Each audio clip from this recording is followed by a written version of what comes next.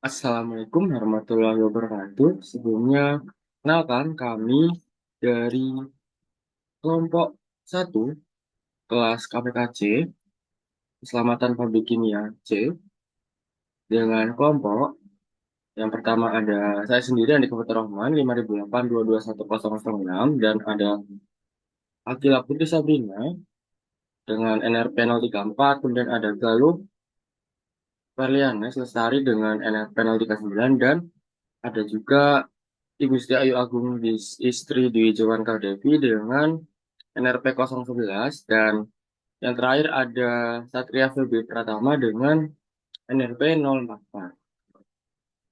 Untuk part 1 sebelumnya, kelompok kami telah membahas mengenai proses yang terjadi pada unit drying tower dan di sekitarnya, dan juga ada analisis Hazard tiap node yang ada di tiap unit tersebut.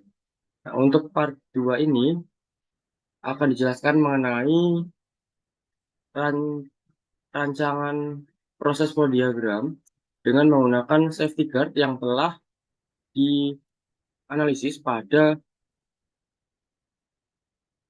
HAZOP yang sebelumnya telah dibahas pada bab 1.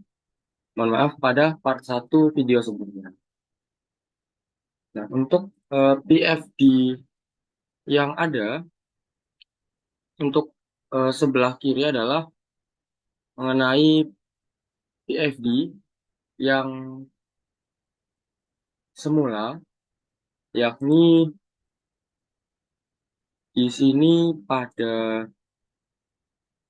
kelompok kami adalah ada unit H121, yaitu adalah ada air intake filter.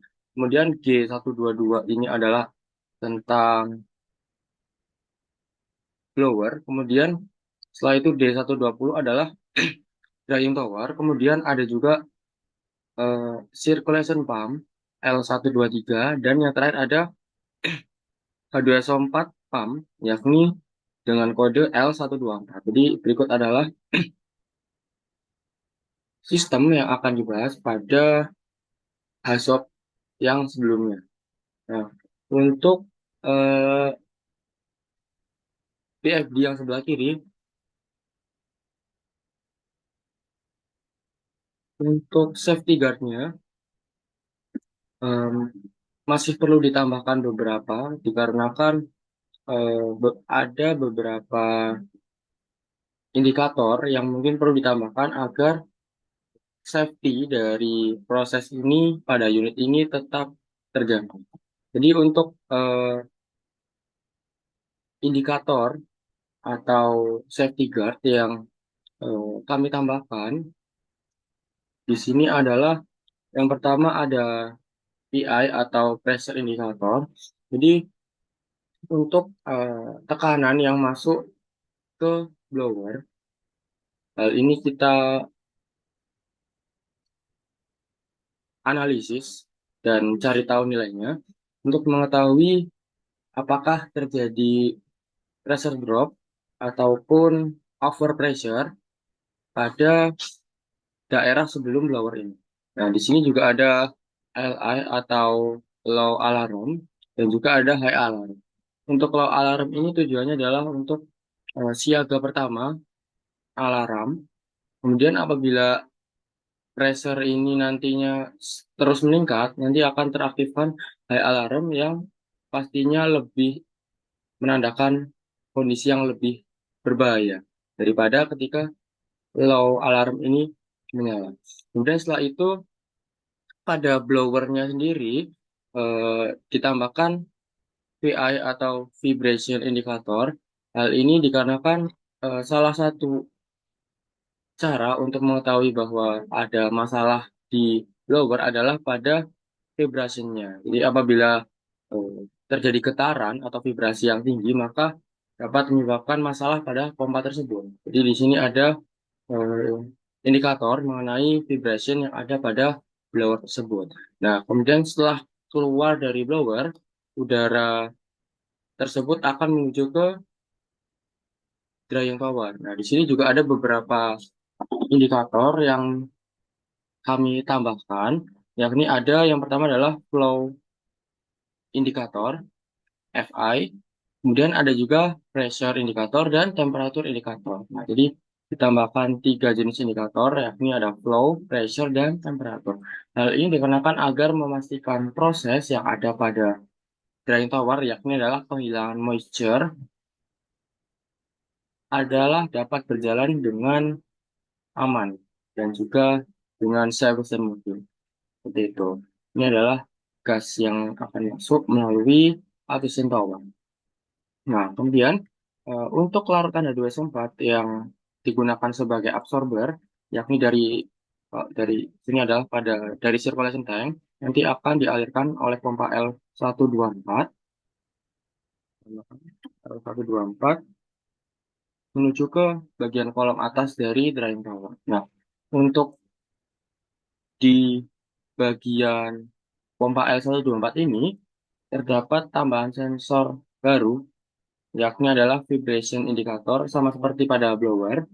Jadi, salah satu cara untuk mengetahui adanya kegagalan ataupun masalah pada pompa, yakni dengan adanya vibration atau getaran pada pompa tersebut, yang pada intensitas tertentu dapat dideteksi sebagai kerusakan.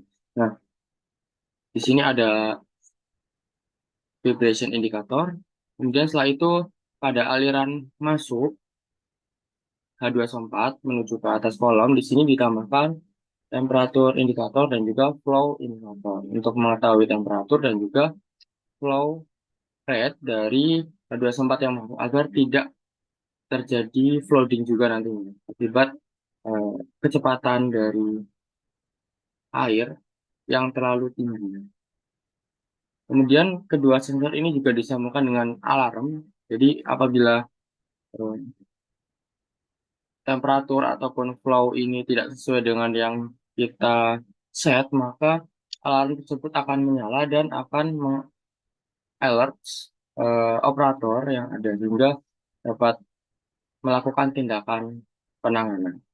Gitu. Kemudian untuk liquid yang keluar di sini juga kami tambahkan ada sama seperti tadi flow indikator dan juga temperatur indikator yang fungsinya adalah sama, yakni untuk mengetahui flow rate dari liquid keluaran, kemudian juga ada temperatur keluaran dari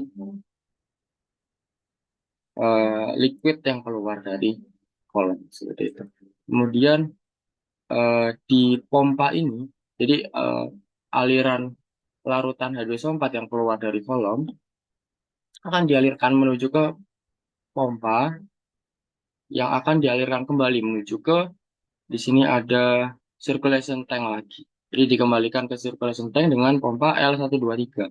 Nah, di sini juga ditambahkan eh, vibration indicator, yakni yang berfungsi untuk mengetahui tingkat vibrasi dari si pompa ini untuk mengetahui apabila terjadi masalah. Gitu. Seperti yang telah dijelaskan pada HAZOP sebelumnya.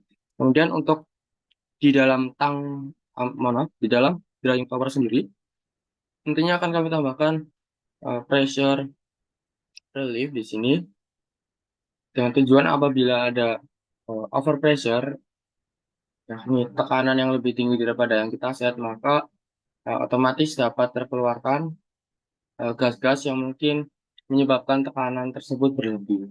Kemudian setelah itu ada juga level indikator atau LI di sini. Nah, tujuannya adalah untuk mengukur ketinggian liquid yang ada pada drain tower tersebut. Jadi apabila eh, nantinya liquid level H2SO4 yang ada di kolom ini terlalu tinggi, mungkin dapat menyebabkan yang namanya flooding. Nah, akibatnya kami tambahkan si level indikator tersebut. Nah, level indikator ini juga nanti tersambung ke alarm, yakni ada high alarm. Kemudian eh, apabila terus meningkat liquid level tersebut, maka akan mengaktifkan suatu sistem otomatis, yakni adalah ESD atau emergency shutdown. Jadi akan langsung otomatis eh, shutdown dari sistem tersebut agar lebih safety nantinya apabila terjadi eh, leaking ataupun flooding yang menyebabkan tumpahnya H2SO4 yang sangat korosif dan berbahaya. Sehingga perlu ditambahkan eh, emergency shutdown apabila terjadi flooding yang terlalu banyak.